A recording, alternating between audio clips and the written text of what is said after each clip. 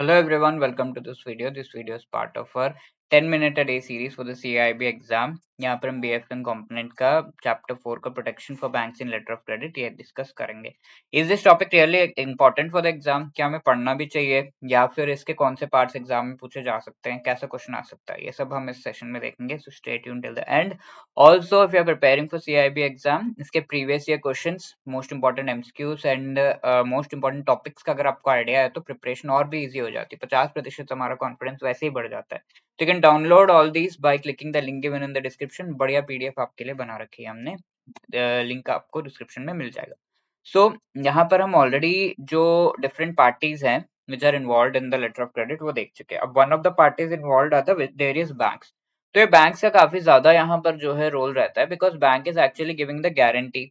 एक बैंक ने पेमेंट कर दिया तो दूसरे बैंक को उसको रिम्बर्स करना है, कई सारी चीजें हैं यहाँ पर।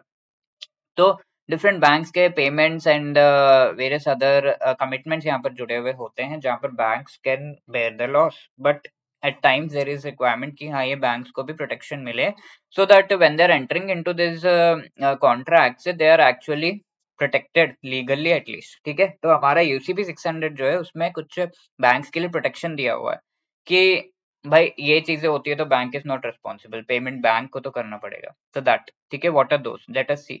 यूसीबी 600 जो लेटेस्ट हमारा यूनिफॉर्म कस्टम्स एंड प्रैक्टिसेस है with respect to the letter of credit, उसके तहत अगर हम देखें तो there are certain articles which protect the banks. First one is article number 34। इसमें banks do not assume any responsibility for genuineness of the documents. Document genuine है या नहीं, इसकी रिस्पॉन्सिबिलिटी उनकी नहीं है। ठीक है, कंटेंट जो डॉक्यूमेंट में दिया हुआ है उसके हिसाब से अगर डिलीवर नहीं हो रहा तो बैंक की रिस्पॉन्सिबिलिटी नहीं है, पेमेंट बैंक को तो करना पड़ेगा।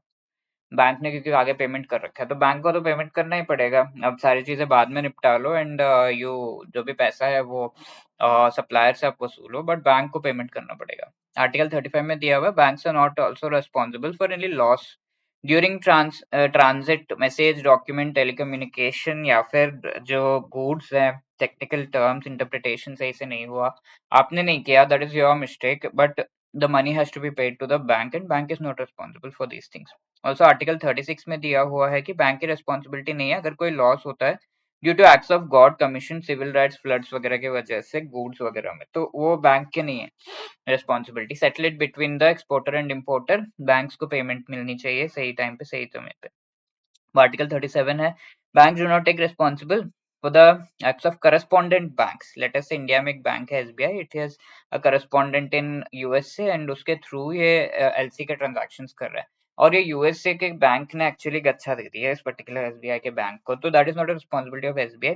SBI has to get the payment on time and all the things have to happen properly, ये चीज है। ठीक है, the applicant is liable to pay the charges if the charges were on account of the third party and could not be collected. ठीक है, applicant यानी कि importer को पेमेंट करना ही पड़ेगा इन एनी केस। ठीक है, applicant is liable for any acts done और losses occurred due to the foreign loss, all these things also, इनसे रिलेटेड भी प्रोटेक्शन बैंक को दी जा रही है। Okay, so banks are totally protected, but या if the payment is not done, legal cases में कई बार फंस जाता है bank, that is the thing. ठीक है, so these are the things we had to discuss। Which among the following articles of UCP 600 deals with the protection of banks wherein the banks do not assume any responsibility for genuineness of the document submitted? ठीक है, कौन सा article है? 33, 34, 35, 36? You have to answer this in the comment section. UCP 600 का article 13 से UCP 600 को उसमें किस बैंक से रिलेटेड इन्फॉर्मेशन है, ये पिछले सेशन में हमने देखा था क्वेश्चन। तो the correct answer for this is D, reimbursing bank.